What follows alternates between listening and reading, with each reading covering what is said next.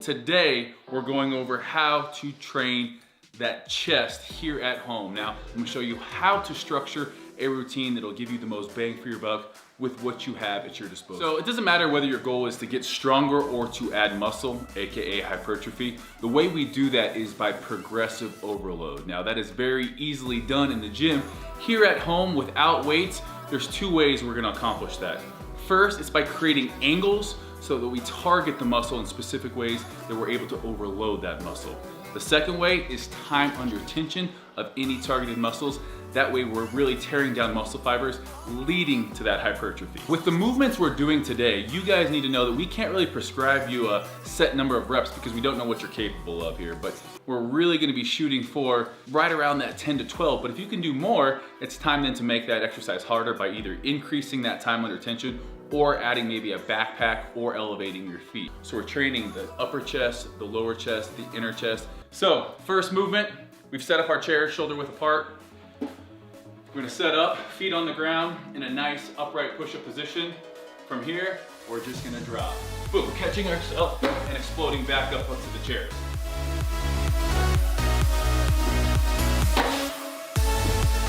Resetting each time at the top.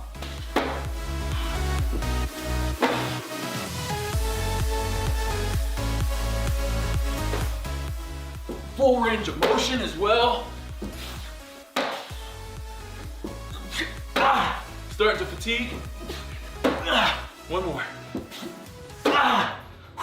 You can see why we can't go to absolute failure on this. We'd be missing the chair falling on our face. Now, if you can't do the plyometric push-up on the chairs, clapping push-ups. All the way down. With this, we're not generating as much force on the way down. Obviously, dropping from an elevated position, we're generating a lot more force, but this is a great one. If you can't do clapping push-ups, perform them on your knees. Whatever it is that you can do, stick with that. Make sure you're getting at least 10 reps. All right, guys, as soon as you're done with the plyo push-ups, get those chairs out of the way. Give yourself about 20 seconds rest maximum. Find a wall that you can put your feet against, and we'll be performing a pike push-up. Now, a pike push-up, because of our arm angle, think of the way when you're doing an incline bench press, you have your arm angle up above more towards your head. That's exactly what we're recreating by doing this pike push-up. So we're gonna be up in this pike position, booties up in the air. This is probably one of the only times I'm gonna ever say, hey, put your booty in the air. You can also do these by putting your feet on the wall. It's getting this angle right here with our hands. From there, we're gonna press down. I actually like doing the pike variation a little bit more. You can crank out a little bit more reps. So, boom, booties in the air, lean forward, push back. I'm not pushing up from here. You can see my head is behind my hands. As I push forward, they're between my hands, my head's between my hands, and then I'm back to that starting position. This is gonna be a great developer for that upper chest. Squeeze all along. I don't want my elbows flaring out here. Going to failure here on this one. Hey.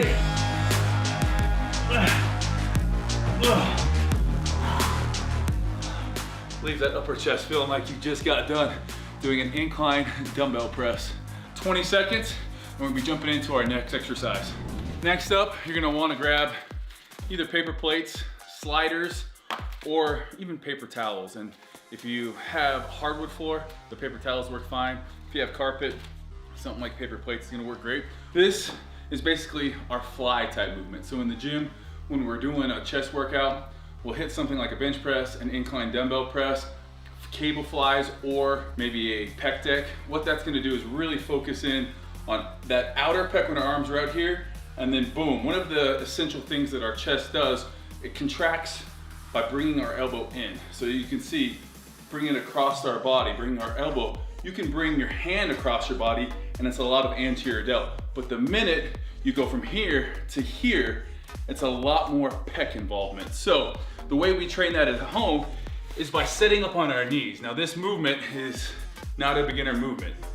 Setting up on your knees, you can either put your butt up or put your butt forward. This obviously is gonna be a lot harder, so I'll show you guys this one at the beginning. We're gonna start out here, keeping our arms almost all the way straight. We don't wanna be completely locked out, but almost all the way straight. We're gonna be bringing it to the top and squeezing. You can see the amount of chest activation that goes on by doing that. Now, if you wanna push the hips through, it's gonna make it a little bit harder. Nice and slow. Again, one of the things we talk about is time under tension. 3 seconds, followed by 3 seconds on the way back in. Squeeze here. A lot of chest activation. Outer pec right there coming in. Now we're working that inner pec.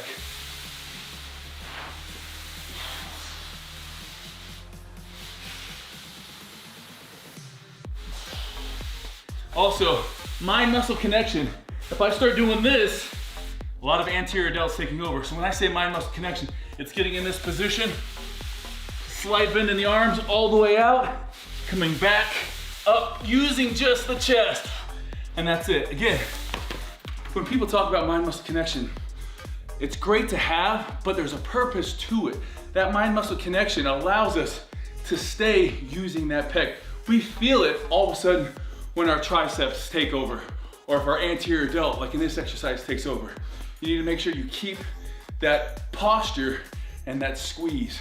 Doing that will make sure mind-muscle connection, you're using your chest, and that's what we're working here. 20 seconds rest, you're back in it.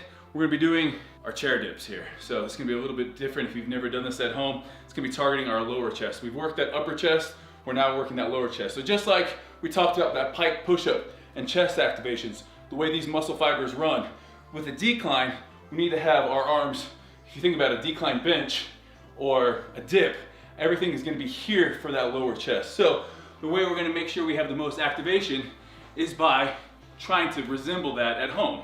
We're gonna set up on our chairs a little bit more narrow than we had them for the plyo push-ups. This is our end position. And we're gonna start off with our head between the chairs. As we push up, our feet are just dead weight. They're just added resistance that we slide on the carpet. But you're gonna feel it here, pressing up.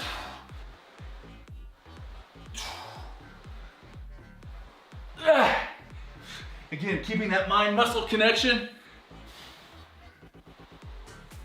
Working that lower pec, trying to take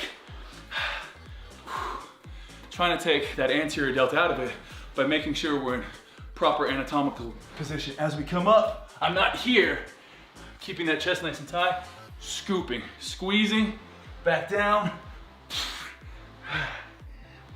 Last one.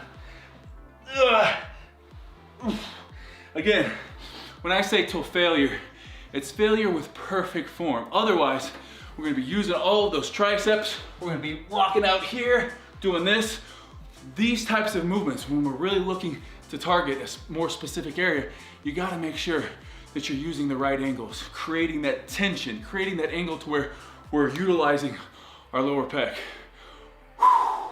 This is a great chest workout. I've been in the gym doing traditional bodybuilding exercises and not had this great of a pump. All right guys, one push-up. The one I'm gonna be doing is a Hindu push-up. Basically, we're gonna be in that pike position, coming down, working that upper pec, and then back into that dip movement, and then reversing it. So you can see this push-up right here gets both that upper pec in here to our lower pec. It's a good one for full range of motion as well. And it's gonna tire you out. That's extra credit. But what I want you guys to do is after 90 seconds of rest, after you do one of the giant sets, you're then back into it. So basically we have 4 different chest exercises. We have 3 rounds, 20 seconds in between each exercise, 90 seconds when you complete a full circuit. So this one, it's gonna get you pumped real quick, but also training to failure, we're gonna be getting more than just a nice pump out of it. We're gonna be breaking down those muscle fibers. So make sure, just like when you're training in the gym, your nutrition, even though you might be at home, training at home, your nutrition has to be on point. Because if you're not getting adequate nutrition, you're not gonna be able to grow muscle. So anytime that I'm looking to add muscle, I'm gonna be at a slight caloric surplus. Now, it's not to say that you can't add muscle and get leaner at the same time. That's in a whole nother video entirely, but it usually takes a lot more time. It's a slower process, and it all depends on someone's age, their experience levels. So we'll come into that in another video entirely, but hopefully you guys enjoyed this chest workout. I gotta get back to my next 2 rounds. Hopefully you guys have enjoyed this. Smash that like button, make sure you subscribe, and let me know what you wanna see us training next time.